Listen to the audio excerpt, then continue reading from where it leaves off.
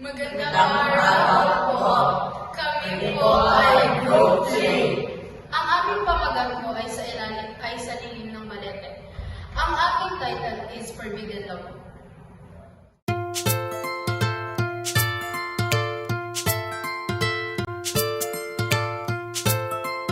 Sa ilalim ng liwanag ng dapi-tapo, nagtagpo ang dalawang puso.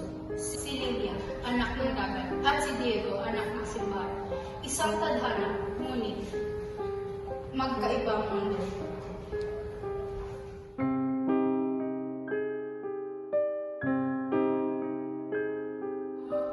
Maaari ba akong umupo sa ilalim na ito?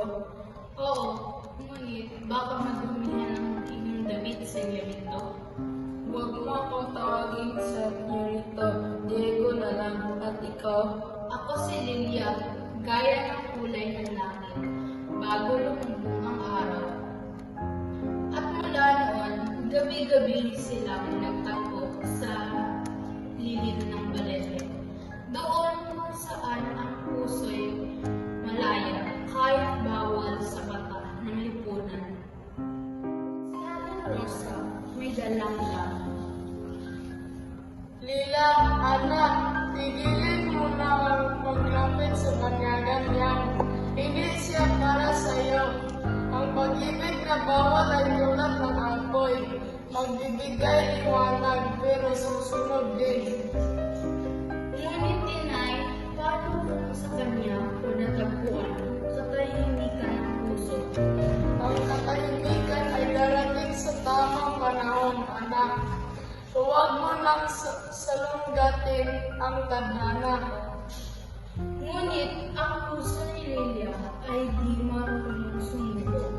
Ang pag-ibig ay naglilihim, isang apoy na patuloy na nagliliyab sa dilim. Wala ngayon, Leo ay tumatakbo papunta kay Lilia. Lydia, papaalisin nila ako papuntang Manila. Ngunit nangako ako, babalik ako. Sa harap ng punong ito, sa harap ng Diyos, ako'y mananatili.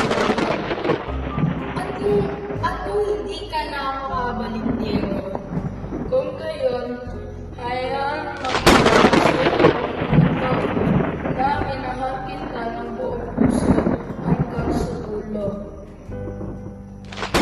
nakapan sila, lumakas ang ulan, unti-unting nagdidilim ang intanggal. Umipas ang mga buwan hanggang maging taon, walang balita kay Diego. Ngunit gabi-gabi si Lilia ay bumabalik sa ilalim ng Balete. Lilia, nakaupo, may dalang puting bulaklak. Ang alon ay laging umuwi sa pampa. Ngunit, bakit ang aking minamahal ay hindi? At isang gabi, sa ilalim ng buwan, si Lilia ay muling lumakad papunta sa Balete. At mula noon, wala na nakikita sa kanya. Hanggang ngayon, tuwing Agosto, ang Balete ay namumulaklak ng puting mga bunga. Mga bulaklak ng pangako, mga bulaklak ng pag-ibig na hindi natapos. Ang pag-ibig nilang bawal ay hindi sinira ng kamatayan, kundi pinabanal ng